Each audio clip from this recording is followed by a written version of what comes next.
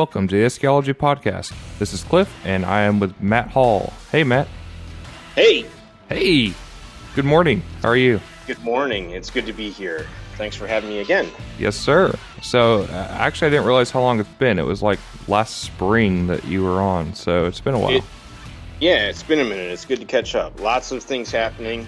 If it's all right, a shameless plug, I'll start with what we've been doing with Revelation. Yeah. For those that were attending or competing at this past weekend's Steel Valley Regionals, you got to see the No Kidding production version of our Madison, which is the our 5-channel amplifier. It has more than a quarter of a farad of internal capacitance. That's an unprecedented amount in a 5-channel amplifier. Signal to noise ratio is near the theoretical measuring limits. It's something like minus 124.6 dB. The 4-channel section it's north of 125 rated with real music because of capacitors and stuff like that. Real world power is something about 160 by 4. And then the subwoofer channel is 700 or 800 watts worth. So it's an incredibly capable. We're extremely impressed with the performance numbers. And right now, Gordon is building the first 10 of them. So it's absolutely an amazing time for us. Revelation Audio USA is now established. So Gordon and I can legitimately sell amplifiers. It's not just some fly-by-night hobby anymore. This is... It's real. Yep, this is real, which feels good. But it is, as you guys know over at Hybrid and any other business owners out there that might be listening, starting up a business is incredibly long and with lots of trials and tribulations. So, yeah, but it's especially when you have a day job during it. Exactly. Yep. So I do a lot of the not so fun stuff when Gordon gets to do the really cool stuff that everybody is geeked out about, which is fine by me. So I'm just glad to be a part of it. And then that kind of brings us back to Steel Valley, which again, I want to thank Larry for hosting one of the premier sound quality shows. The one by sound quality competitors for sound quality competitors. I think he does an incredible job. And the Mountaineer Casino is a great place to stay for those that haven't been. I strongly encourage you to go. It's kind of this hidden oasis in the corners of West Virginia there, but it's an awesome resort, lots to do, decent food, and probably one of the most sound quality density shows all season, and with amazing judges. So even if you can compete, you're going to get some of the most valuable feedback and how to improve your system because of the amount of judges that are there. But mostly you get to hear other cars and gain that perspective, because I think that's what it all boils down to, is that all of us absolutely love music in our cars, and we're only competitors for a few select weekends a year, and the rest of this, 99.9% of the time, that's your car that you need to enjoy. Right. Never mind what anybody else thinks about it. Right. So you judged Iasca. I did. I judged Pro 1 and Ultimate this time. Okay. And Mr. Keith had his hands full with judges and trying to sort us out. And my hat's off to him, because the job of trying to figure out and keep everything above board. In other words, which judges have a relationship or familiarity or shared product or something like that with any of the cars in any of the classes is got to be nightmare. And so Revelation Audio right now does not have any cars in those classes. And so I was kind of, I think, one of the most or more flexible judges. I could have gone a lot of places, but normally I prefer to judge the lower echelon classes, but this time I was in Pro and Ultimate. I got to hear, a couple different cars that I hadn't heard before, and hopefully I scribbled enough and they can read my comments. But overall, the cars that I heard there, everybody is getting better, and that's awesome. So I think that's the ultimate goal for everyone. That I think this is I everybody knows I'm a strong proponent for getting out there and competing, but I think that if you're serious about sound quality in your car, and this is the fastest way to get your car to sound good, is through competition. And maybe if the word competition scares you, don't let that happen. I think it's just maybe more like an individualized review. This you put in a known, shared, widely accepted CD or USB stick, whatever, and your car should be able to reproduce those, I guess, to a standard, if you will, and make it sound realistic. Hopefully that's a little shameless plug for all the organizations and get more people out competing. We had, I think Larry said something like 55 vehicles. Does that sound right? I think it was 50. Well, I don't know precisely. I know it was over 50. So Yeah, I it heard was pretty good. 53 or 55, but still a lot of cars showed up. So again, the shows are getting bigger and more cars, and it's awesome. Yeah, it was.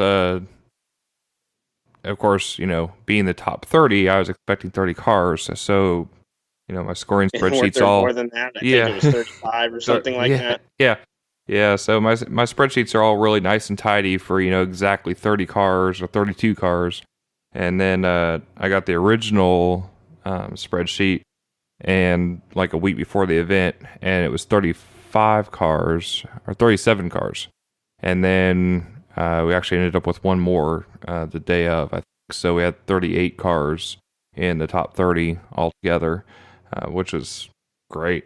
And Right. so we went ahead and made the spreadsheet so we can fit 50 on there, because I'm sure there'll be more cars there next year. I hope so. Yeah. But just so everyone's listening is tracking, that's 6 score sheets per car. So the amount of work and for all the judges and you as scorekeeper goes up, way more than just, it's just one more score sheet. No. Right. It's 6 more. So yeah, it was 228 score sheets altogether, but who's counting? Right. You are. Yeah, right. Yeah. Let's be real. Yeah. But yeah, it was a great event. I think Revelation was also one of the sponsors of the event. Like you said, had a real amplifier on display, and real amplifiers in cars. How many team members did you have there? Right. So last year we were thinking about that. Last year we had 7, and this year, they moved the show around and kind of caught some of us, I don't know about unprepared, but we were rebuilding and switching out from prototype amplifiers to production amplifiers. So Dan Erickson made it, Adam Schlepphorst, and the top 30 winner, Steve Wagner. So Steve is still using some, let's call it Revelation modified amplifiers from Gordon's previous endeavor with Genesis. Right. And Dan and Adam are using the Madison. And that's the 5-channel? That's the 5-channel. Adam's system is the Sony RSGS9, and then the Helix, and then the Madison, and Symphony speakers, audio development, mid-bass, and Acoustic Elegance the Image Dynamics IDW15, old school sub. Yeah. And then Dan is using something extremely similar. It's a OEM head unit into a Helix, into a Madison, into Symphony speakers again, audio development mid basses again, and Acoustic Elegance SBB 15. Nice. So, yep. And then Steve is using raw tweeters. We'll start from the front. The Sony head unit, a Helix. He is using the APL, and then, like I said, some crazy modified looking Genesis amplifiers, raw tweeters, B&W mids, ScanSpeak mid basses, and Acoustic Elegance subwoofer. Now I know John Kaiser and Steve are kind of your tuning gurus. Yeah. Yep. How we talked to Steve. We actually interviewed him earlier this week, but he kind of had a short schedule, and we didn't get to Yep. go into it too much. But it sounded like, at least from his perspective, the he's kind of shifted his tuning methods a little bit over the past year, where he was, very computer measurement Yep. analytic based, and now maybe a little more. I'm sure you're all still using Yep. the measurement equipment, but relying also more on the actual ears and listening process. Exactly. Is that something that you Yeah. guys are doing as a team, or is it more Yep. just him? Okay. So you want to speak a little bit about that?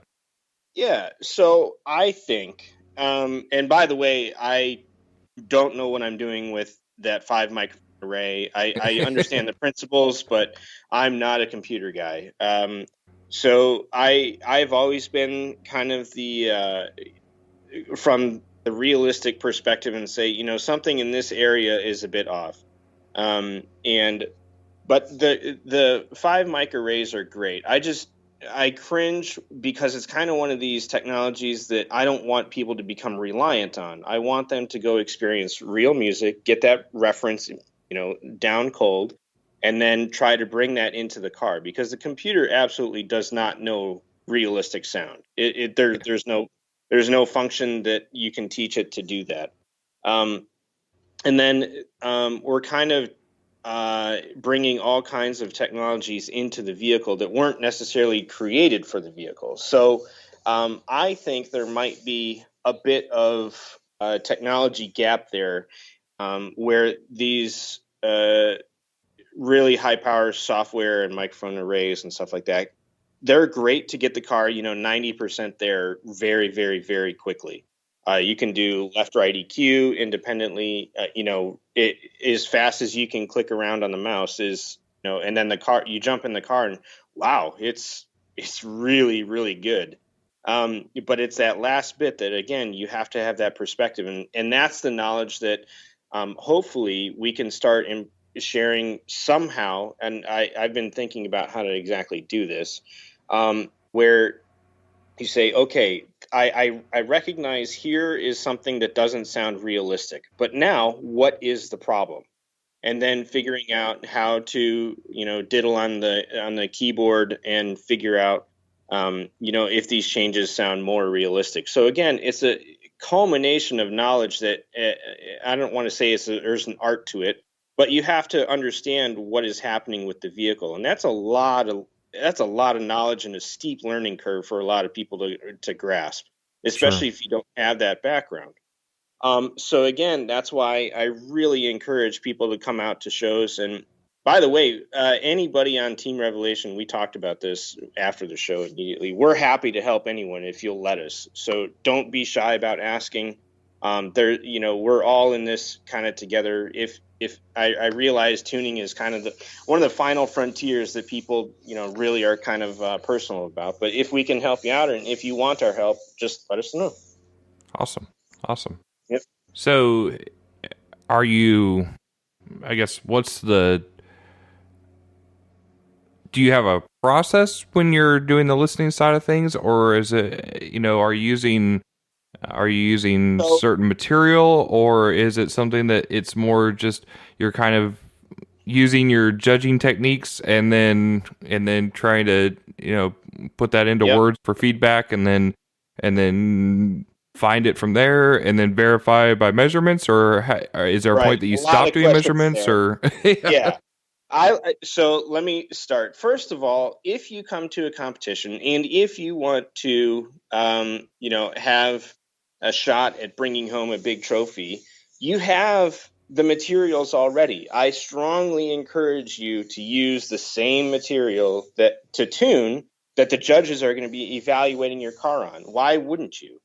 I was stunned to learn that some competitors don't do that. They say, oh, the blank organization's material doesn't sound good or whatever. Well, uh, you realize that it just is nonsensical to me to hear, why, knowing that the judges have to use that material, why wouldn't you set up your car to sound good with it? So step one, use the material that you're going to be evaluated on. So I'm going to stop you real quick right there. So are you using different tunes based on the organizations, or are you kind of coming to a consensus or compromise overall, or what's your uptake there? So I have used primarily two tunes. Now, remember, this season my car hasn't made an appearance yet, and but at finals last year I used two separate tunes, and that's kind of getting into the competitor side of things. There wasn't really any difference in my tunes other than the amount of low bass information, and it was simply tuning to a house curve, a known house curve, and then adjusting the amount of low end information. We find that the Iasca CD is a bit light, and if you're not ready for that, it's how much realism, I think, are you willing to risk? Because some judges might expect that, some judges might not. So it's now, this brings me to another point, and I want to get back to this in a second, but I think that we are kind of shifting, let's say, the goals of car audio competition from, back in the day we had install, we had RTA, we had sound quality, of course. Well, now we have sound quality, but with the magic of DSP and all these saved presets, we have the ability to create an infinite amount of tunes. So theoretically, you could have a Judge X tune and a Judge Y tune. And every time Judge X comes to your car, click, click, click, upload, and boom, there's, try to put a smile on Judge X's face. Judge Y might not prefer that. And I know I'm speaking a lot of stuff here because it's so uncouth, I guess, say that judges prefer something different and we need to score to a standardized, level, which we're getting into the nth chapter of competing right now. But I think it is important to recognize and to discuss early, because we have to figure out moving forward how we're going to standardize all of this. So I think judges need to get a good reference, and I'm not speaking to anyone in particular that doesn't have that, but I think there needs to be a unified focus of what the sound is that the organization is trying to get you.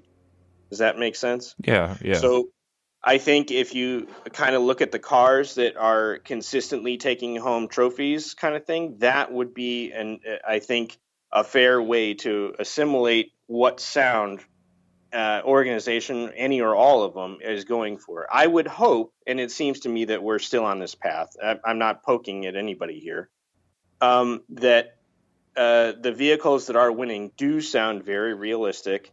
There's not, let's say, some anomaly or preference that comes in there, and that's something that I kind of ponder. I think about frequently. Is people say, "Oh, well, tonality is a preference."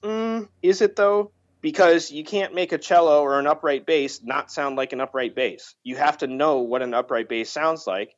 And then what I kind of alluded to in one of my Facebook tirades was that you need some grip of how or sense of space, right? Because now we're combining that upright. There's going to be a microphone in some size room that we don't really know unless it's in the liner notes kind of thing.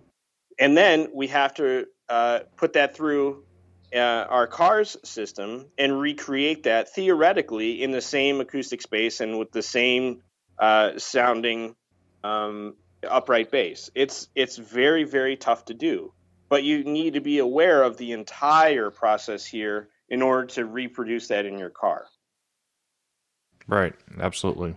And like you said, I think the preference more than anything comes more at the high and low end, just as far as how much, quote unquote, air someone wants versus how much bass they want and what they perceive, and all of that can be vary a little bit based on who you are as a human. But when when it's realistically reproducing what's supposed to reproduce at the end of the day, and not trying anything. I mean, I'll take essentially the two cars I listened to all weekend were Steve's and Ron Baker's. White. Yeah, Steve Wagner. Yep. And and Steve Wagner's like I told him when we talked, he brought something new to the table, that I think he did something that a lot of competitors over the years have wanted to do, and some kind of have, but I feel like he really did. I mean, he not only did something unconventional in terms of vehicle and equipment and everything else, he also brought a new presentation of the sound.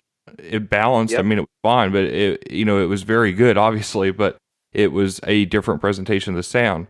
And then Ron Baker's car, it was, tonally especially, it was just phenomenally well balanced. It was one of those. It was an amazing car to listen to in terms of there wasn't anything like.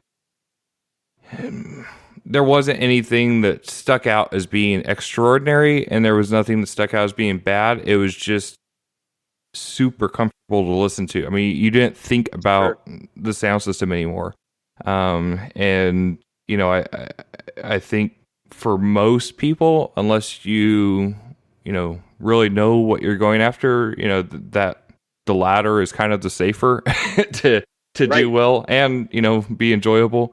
But like you said, at that point, as long as the system itself balances to itself, there shouldn't be a whole lot of preference that comes into it. Absolutely. Yep. I should go back. I hope I don't sound like I'm backpedaling. Just because you can have an infinite amount of tunes doesn't mean you should. I'm not encouraging that, by the way. Right. I think if you can find one or two separate tunes that have very, very subtle differences, and ideally one tune. If it sounds good, it sounds good. Let it rip. And I think ideally that would be the ultimate system, one where you're not constantly tweaking on the tune just to make it a given song sound good. So. Well, another note, that at Steel Valley this year, the judges, there was no set judging music as far as the top 30 goes. So the judges were able to use whatever they wanted. So there was no good preparation. You pretty much you pretty much had to roll with the punches. Yep. Right. Yep. And that I think is great. So getting back, what we were talking about seemingly 10 minutes ago was, so there are some tracks that I wish the organization had organizations set up for, let's say, timing and alignment like that. Like the iconic one is, Rage Against the Machine's Take the Power Back. Getting your sub to disappear and blend up front is that some of these tracks with a lot of kick drum information like that are wonderful doing that other stuff. So I listened to a variety of tracks. I mean, that's one of them that I'm always throwing in there. I like making people laugh and wonder what the heck, so I'll throw in Dr. Dre and Snoop Dogg Ain't Nothing But a G Thing. Right. But that track has a lot of really, really cool stuff in the background happening. It's got shakers. It's got a real drum kit. It's got there's a lot of detail happening in the bass groove of that song that I don't think get enough credit. So I discovered that on just listening to my own system. I was like, wait a second, this is really, really well recorded. Anyway, my point is, if you find a song that you feel is done really, really well, and you can listen to over and over and over again and not get want to get out of the car, I think you should bring all of these tracks into your toolbox and figure out, be like, well, I know this song has this little tidbit to it, and hopefully my system can do that. Just thinking as I'm talking right now, I got a set of headphones in with a microphone in them, and that's something that I really encourage people to get. Is do yourself a favor, get yourself a set of sweet headphones. Figure out, what this thing that we're talking about, imaging and staging and balance is, and that is probably pretty darn close to the sound that you can get in your car. I think that is, speaking of an ideal, we're trying to acoustically break the physical boundaries of the vehicle such that it sounds like you're sitting in an acoustic venue. And then figuring out a way to get into the DSP and just the physical elements of the install, where you've placed speakers, stuff like that, to be able to give you that experience. It's a tough trick to pull off, but once you do, it's incredibly rewarding. Absolutely. Something you are able to, like you said earlier, enjoy yourself the rest of the time, not just be after, pleasing some people you don't know for a weekend. But Yep, exactly. And it doesn't take, it's one of those things where, we're both proprietors of high-end sound quality equipment, but, you don't have to go out and break the bank to get into it and start learning and get better, because usually, the guys that are constantly changing installs and changing equipment and on all the forums asking everybody's opinion about, what equipment to use. Usually at that point in the process, the equipment is not your limiting factor. Absolutely. I'm so glad you brought that up, because that was something else that is kind of frustrating as a judge now, with me getting out there at a couple more shows, is I guess my own frustration with a given competitor, and no names, but at every show, they come with different equipment in the vehicle, and it's all high-end stuff. It's not. So I told him, at best, it's a lateral trade-off. There's no gains or deficits, but why don't we work on improving the tune? And if you come every show, it's like you're starting from square one again. Right. And I think, like you said, I totally understand. The desire to have a warehouse full of high-end equipment and play with it and tweak it, but just realize that you're fighting yourself at that point if you come to every show with something different.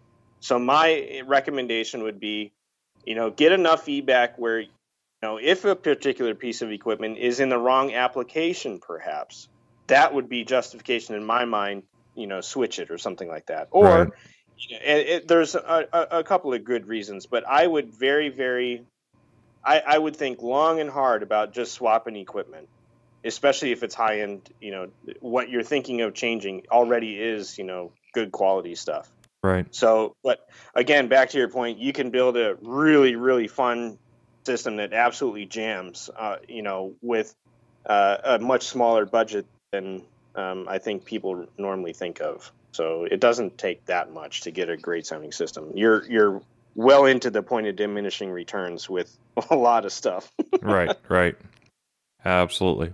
And then you go and be Steve Wagner and put giant ribbon tweeters in your sail panels, because why not? Right. Nobody else has. Yeah. Right. Let's do it. Yeah. When we talked to Steve, we figured out that essentially the way to win at these shows is just to change your name to Steve. It doesn't matter. Right. The rest of it doesn't matter. Yeah. Steve Head. Steve. Right. Yeah. Right. I mean, yeah. I was no longer Matt. I'm Steve Hall. There you go. Where's my trophy?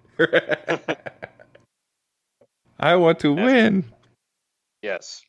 So, what's your? I'm jumping around a little bit here, but what's your timeline on production amplifiers at this point? Right. Obviously, so the first 10 Madisons are coming out, and now I'm going to go ahead and reveal it on the podcast. So this is a first. Hopefully everybody's listening and just goes, oh my gosh, he actually said it. One of the complaints with that I've been getting, or struggles, is one, of course, physical size. Revelation audio amplifiers, if you haven't seen them yet in person, they're huge. They, by comparison, The smaller amplifiers, I think, are 32 pounds, approaching 35 pounds, if I remember correctly, depending on what is actually inside. And then our larger amplifiers are something like 55 pounds. The two that I had in my car at finals, if you saw them, they were extremely heavy. So to be in a streamlined, efficient business model and shipping amplifiers all over the world, that's a lot of aluminum that FedEx is just loving whenever I walk in the door. So we're going to come out with multi-channel amplifiers that are smaller, lighter weight, and sound. Of course, they're going to have all the sort of tenets of sound quality that Revelation holds near and dear. So they're going to be a pure preamp signal. They're going to have gargantuan power supplies, so for incredible dynamics, beautiful signal to noise ratios, stuff like that. But it'll be a multi-channel amplifier. We're going to come out with a 5, 7, and 9 channel. Wow. It's going to be it'll be exciting in 2019. I can tell you that. We need to get through finals, get these first orders of Madisons going. So right now, just so everybody knows, that's the only amplifier I have for you. So what happened was, and for better or worse, this is me just keeping it real right now. When Gordon sent me the Madison prototype, I think it was in March. It was early this spring anyway. And I hooked it up on a power supply in my living room. It was better than, at the risk of tooting my own horn here, but it was better than my reference amplifier. And that gave us pause because the Madison has some unique circuitry in there. It has what's called a folded diamond triple Darlington output section. Right. And that's a fancy way of saying it kind of self-stabilizes and captures the benefits of both topologies. So what Gordon has been able to do is draw upon the best of both circuit. And when you're saying topologies and circuits, are you talking like Class A versus Class AB, or what? No. Or what are you talking about? The circuit type. Sorry about that. So, generally speaking, Class AB amplifiers have a Darlington output section. So you had the Phoenix Golds, the Soundstreams, everybody. So Phoenix Gold was the most notorious one for doing triple Darlington output section. It's a high gain design, but it comes with a lot of noise through each output section, and that's tough to get rid of. The double diamond or folded diamond is a much lower gain structure, but so you don't get any really crazy power output, but it's very, very, very clean and stable. And that's Gordon has been brilliant enough to be able to blend these two and combine these two into the Madison output section, and the results are absolutely stunning. And I think I don't know. I hope Gordon doesn't yell at me for this, but I would think that it's because the amplifier self-stabilizes itself. So throughout the operating temperature, from cold to jamming on it and getting a lot of current and heat going through it, that the components are still in their optimal range. They're not underbiased or overbiased, and that brings me up to another point. There's two types of output transistors. You have PNP, positive, negative, positive, and NPN, just as it sounds, negative, positive, negative. So when a music wave is sent through a Class AB amplifier, half of those, or pick one or the other, is operating and carrying that input signal and making it bigger. That's the job of the amplifier. Where we run into problems is when one transistor shuts off and the next one turns on. That's called crossover. It has nothing to do with frequencies in this sense. It just means one transistor is stopping operating and the next one is turning on. Its counterpart is turning on. So a good, properly biased amplifier will have a bit of overlap such that it is what we're calling an AB amplifier. And I most so if it's underbiased, that means they're playing it safe, and there is a bit of gap in the transistors between one shutting off and the next one turning on. It's not, and then Class A is its own kind of thing. It's where the amplifier is operating in saturation 100% of the time, very low efficiency, but extremely musical. So if you can find a way to kind of combine all of these strengths and sound qualities that are preferable, I think you have a winner. So getting amplifiers to sound good is not an exact science, and it goes through a lot of iterations and prototypes. And hopefully I don't get in too much trouble for this, but that's one of the reasons that Revelation has kind of been slow to bring products to market, is that we've already had at least 4 prototypes of the Madison. So where it's just perfecting and tweaking and getting feedback, and hopefully, I think right now we are offering reference level 5-channel amplifier. It is that good, and I'm not afraid to be that bold about it. Is that the one that was physically at Steel Valley is the culmination of everything that we have learned about building some of the most musical sounding amplifiers we can. That's awesome. Thank you for that. I was lost. So, no, we're really excited. Believe me, we hear you guys. You want, maybe smaller and multi-channel amplifiers seems to be what the direction that people want us to go in. So we hear you, and we're working on it. So, did you say what are the power ratings you're going for on those? On the smaller ones? Well, the theoretical right now is we feel that 125 watts for the high pass channels is enough.